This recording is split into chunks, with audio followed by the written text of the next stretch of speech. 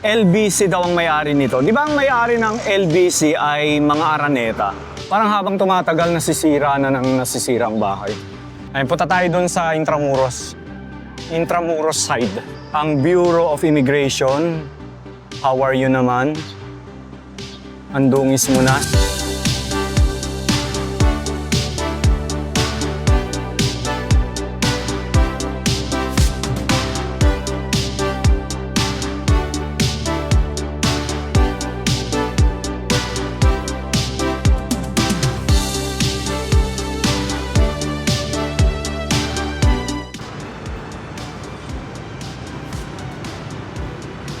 Okay mga kaijibero, magandang umaga sa inyo. Nagbabalik na naman tayo dito sa lungsod ng Maynila. Ngayon ay February 2, mga kaijibero, 2006.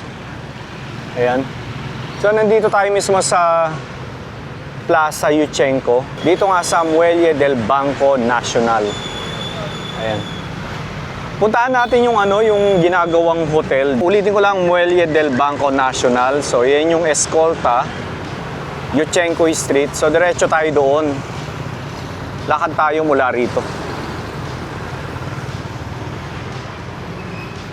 So, medyo matagal-tagal na rin tayong hindi nakakabalik dito sa Maynila. It's been almost 1 year na rin. Kasi naging busy tayo last year sa pagpunta sa iba't ibang mga probinsya. Especially nga sa parte ng North and Mindanao.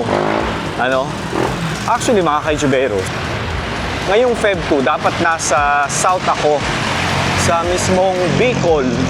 Kaya lang dahil nga hindi maganda yung sitwasyon ng Bulkang Mayon, kaya pinospon ko na lang muna. Pero pupunta pa rin tayo siguro mga second week of February,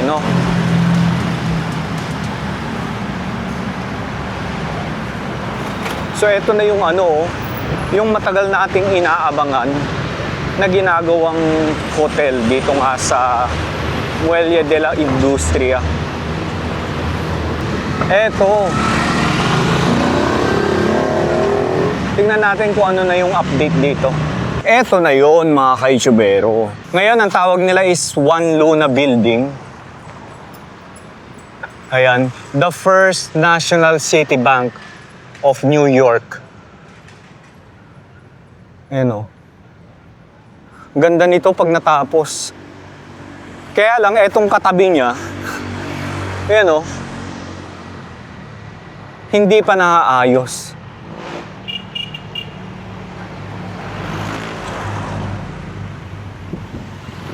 Ganun pa rin.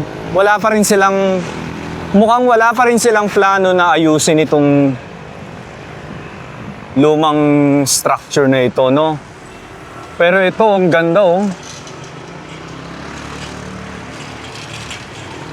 Tingnan natin yung Tingnan natin yung historical marker ng structure na ito. Kawid tayo.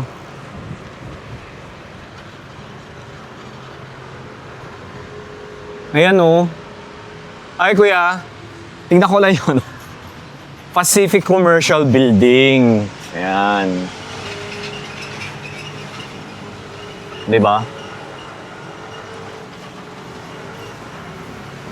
So, itinayo 1922. Enrique Sobel pala ang nakabili nito dati.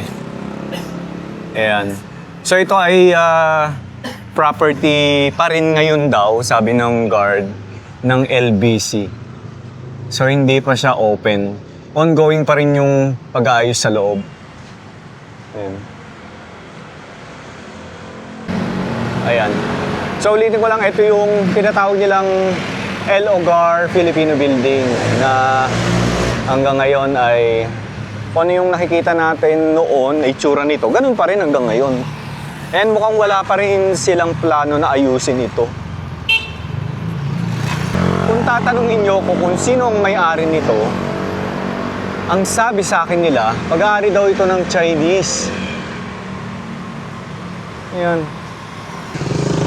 So wala pa rin, ganun pa rin mga ka-YouTubero. Wala pa rin nangyayari dito sa El Hogar Filipino Building, no?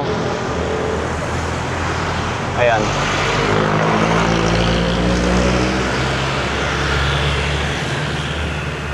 So, LBC daw ang may-ari nito. Di ba ang may-ari ng LBC ay mga Araneta? Kung di ako nagkakamali comment nga kayo mga ka-YouTubero. So, kung pag-aari ito ng LBC, kasi yung Grand 1919 Cafe dito sa katabi ng El Hogar na ito ay pag-aari din ng LBC. So, ibig sabihin, ang mga Araneta ang may-ari, no? Pero sana ito mabili rin ng mga Araneta. Di ba? So as of now, wala pa tayong balita kung ito ba ay i-restore o hindi. O tuluyan na ba itong gigibahin. Pero sana hindi, no? Kasi napakagandang structure na makikita dito mismo sa lungsod ng Maynila, no? Ayan. Lakad tayo doon, puntahan natin yung Grand 1919 Cafe. Tapos daan na rin tayo ng simbahan ng Binondo, no? Ganda nito pag natapos, ano? So yung mga sinasabi kong mga information mga ka-YouTubero, nagbe-base lang ako dun sa mga taong pinagtatanungan ko, no? Especially itong ginagawang hotel dito nga sa Muelle de la Industria, no?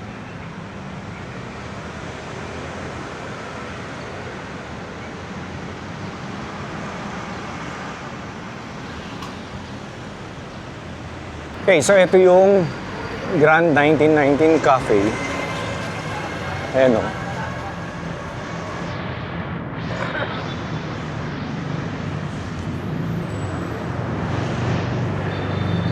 Okay, ulitin ko lang. Ito yung Grand 1919 Cafe.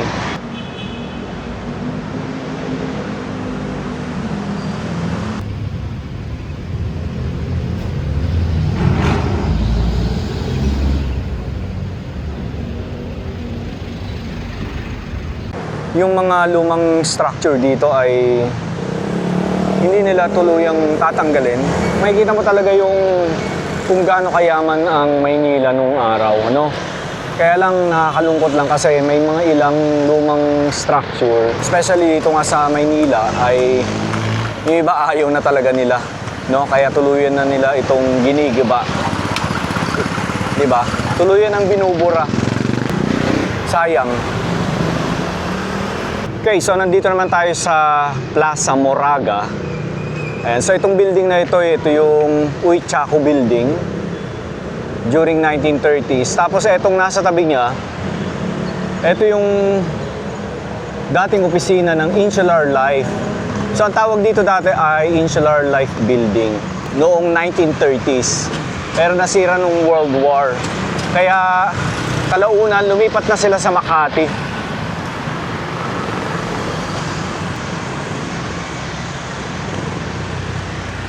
So na-feature ko na itong mga building na ito, itong pinapakita ko sa inyo. Pero dahil nga sa dumadaan tayo ngayon, sinasabi ko lang ulit. Kasi baka may iba dyan sa inyo, awayin ako. Ayan, daan tayo ng simbahan ng Binondo.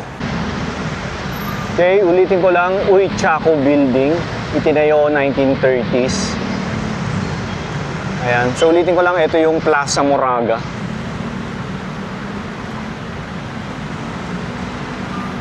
Tawid tayo sa kabila. Huwag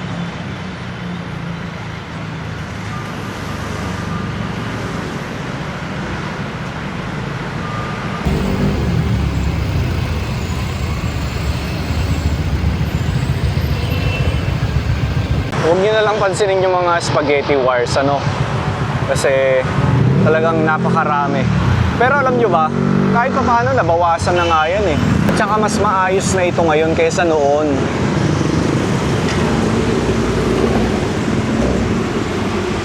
Ayan. So, nandito nga tayo sa Hintin Paredes, mga ka-YouTubero.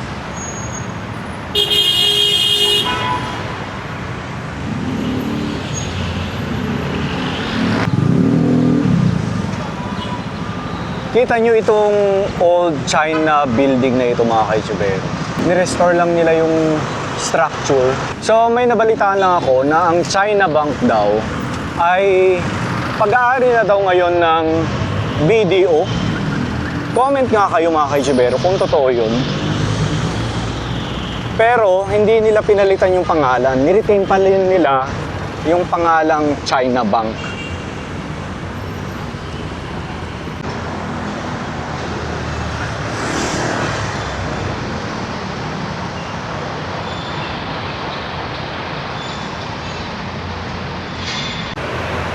Okay, nandito na tayo sa Binondo Church, mga ka-YouTubero.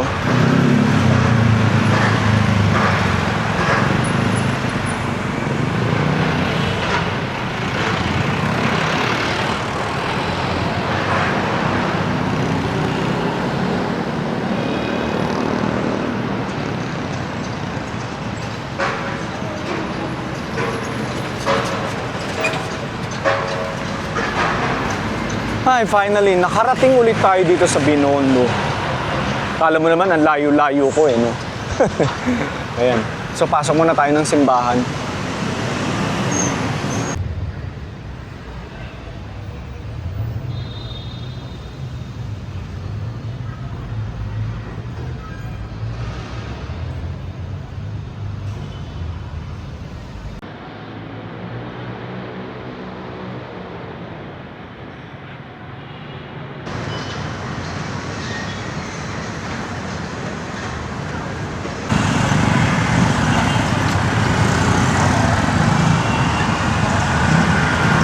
Sabi nila, doon daw sa bahay na ito isinilang, pero marami rin naman nagsasabi na hindi daw totoo.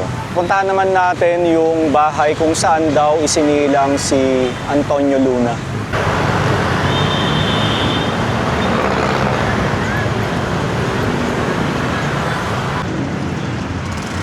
San Fernando Bridge.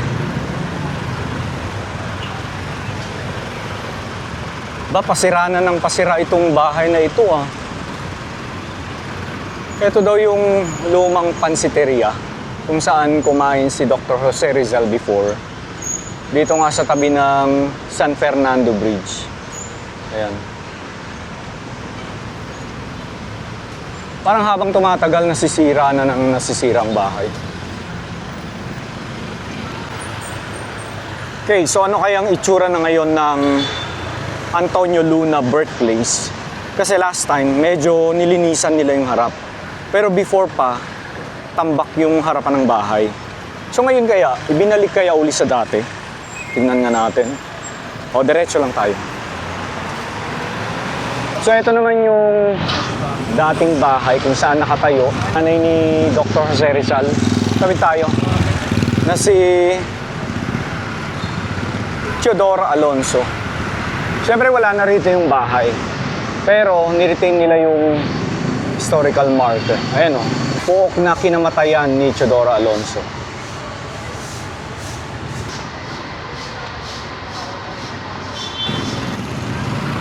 Malapit na yata. Eto na yata yun kung di ako nagkakamali. Ito na nga. Diretsuhin natin ito.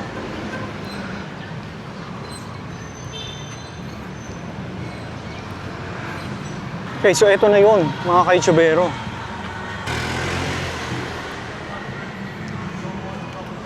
Ayan na yun,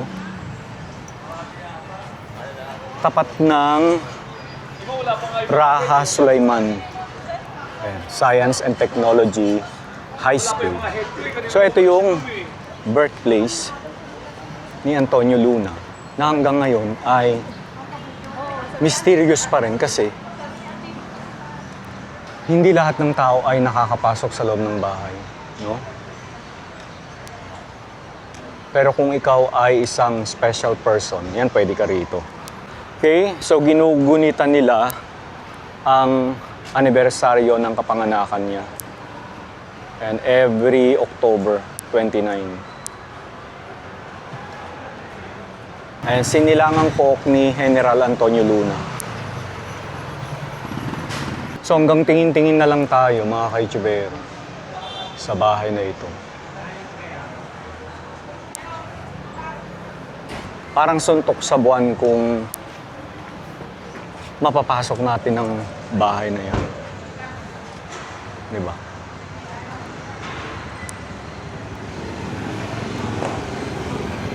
Okay, tawid tayo sa tulay.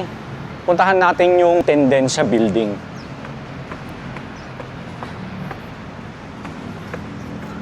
Ayun, punta tayo dun sa Intramuros. Intramuros side.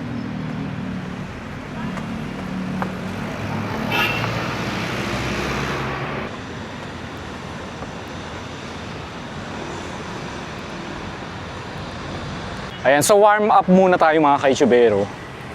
Kasi, pupunta naman tayo sa iba't ibang lugar. I-explore natin ang Albay. Tapos, pero hindi lang ang Albay. So, pupuntahan din natin ang Sorsogon, Bakakay. Tapos, marami pang iba. Kaya abangan nyo yan mga ka-Itubero. So, ito yung bagong pasyalan. Dito nga sa Pasig River. Dito nga sa Maynila. Ayan. Grabe itong Bureau of Immigration natin na building. Hindi man lang naaayos. Luma pa rin. Sana man lang pagandahin nila.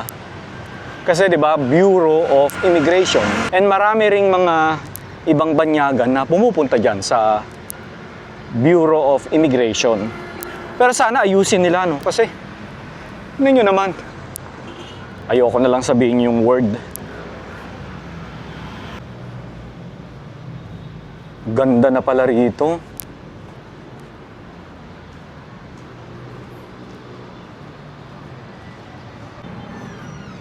Meron na silang public toilet dito. Buti naman. 'Di ba may mga na rito, kainan. Nakakatuwa.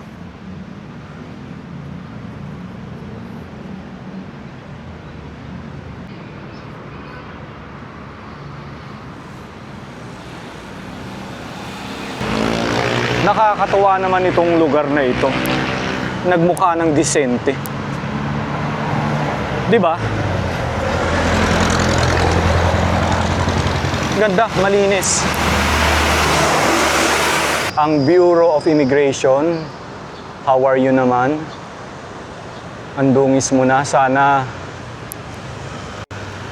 bihisan ka naman nila. So ito na yung Tendensya Building.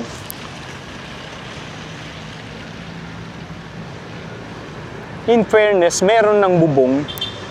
Nakikita ko may bubong na.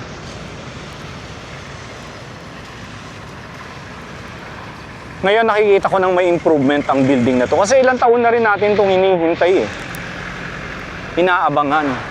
And marami rin sa inyong nagtatanong kung kumusta na ang Tendensya Building. No? So ito ngayon ang kalagayan ng Intendensya. Ayan.